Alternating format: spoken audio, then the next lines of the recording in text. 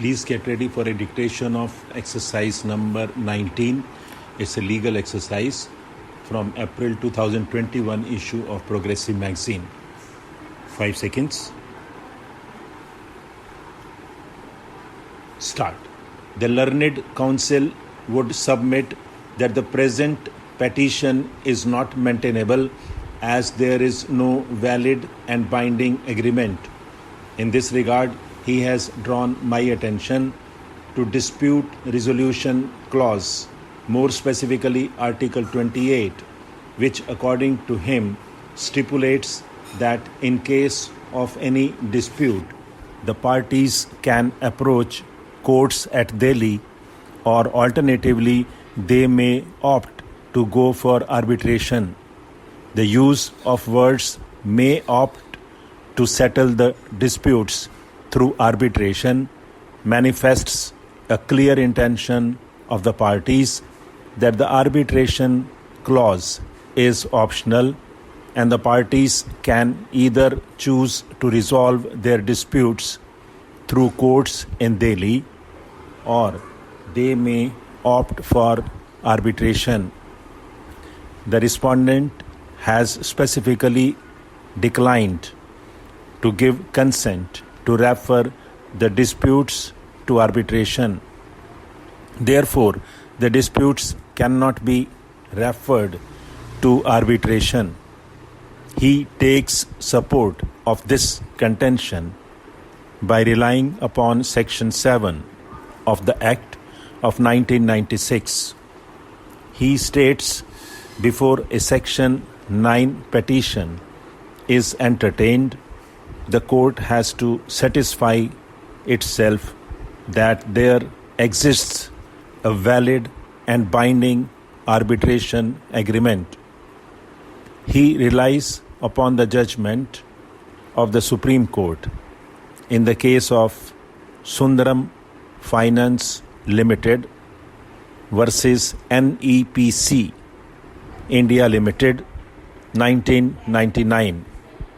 According to him, the submission of the counsel that effective date used in Article 24(3) to signify the start of the 5-year lock-in period must be replaced by opening date, virtually rewriting Article 24(3) of the agreement. He stated that under Recital 3, Recital 4, Recital 5 and Recital 6, read with Article 2, several services to be provided by the petitioner, such as providing professional advice regarding architecture, engineering, interior design, furnishing, etc., were to commence from the effective date, that is May 15, 2015. In this regard, he has drawn my attention to Article 2 and Article 9. The respondent has paid an amount of rupees 15 lakhs as pre-opening expenses to the petitioner in accordance with this scheme of the agreement. Further, these pre-opening services were to be provided by the petitioner in consideration of the management fee promised to be paid by the owner under Article 12 starting from the opening date.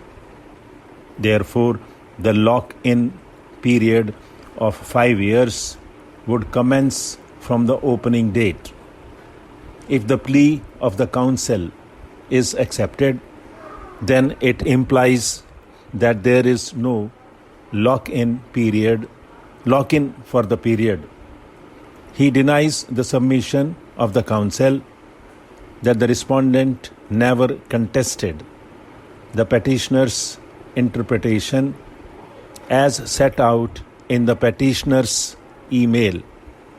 According to him, it was the petitioner's own understanding that the lock-in period was ending on May 14, 2020 and had not yet expired by April 4, 2020.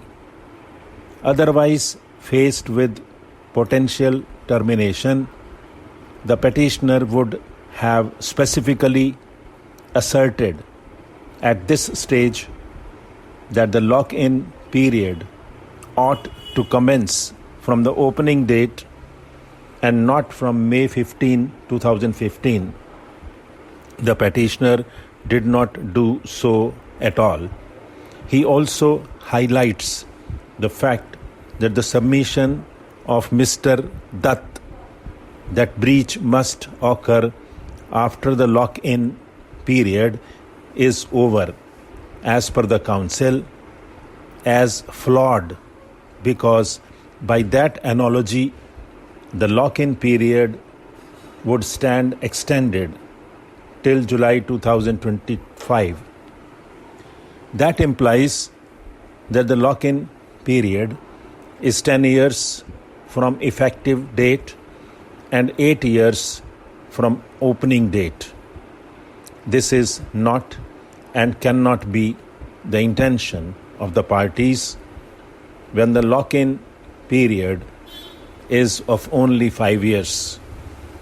Without prejudice and in any event, final counsel submitted an alleged negative covenant ought not to be enforced after the effective date of the termination notice. In this regard, he has relied upon the judgment in the case of Royal Orchid Hotels Limited versus Modern Hotels Private Limited. Learned counsel submitted that the petitioner was only managing and operating the hotel of the respondent as an agent and licensee under the agreement. However, the petitioner does not have possession of the hotel at all. This, according to him, is clear from Recital 3, Recital 4, Recital 5 and Recital 6, read with Article 2, that the petitioner is merely an agent and licensee of the respondent. He also refers to Article 2.1, 2.2 and 2.5, which provides that the petitioner is only an agent of the respondent and only a hotel management expert. That apart, Article 5.2 clarifies that all the employees of the hotel are the employees of the owner, that is the respondent. It is only the general manager of the hotel who is the employee of the petitioner, although all his costs, expenses and remuneration is reimbursed by the respondent. Under Article 7, the entire working capital of the hotel is provided by the respondent. Similarly, under Article 21, the respondent has the absolute right to sell, mortgage, lease, or create any other encumbrance on the hotel as long as the petitioner's ability to manage and operate the hotel is not impaired in any way. He relied upon the various case judgments. Stop.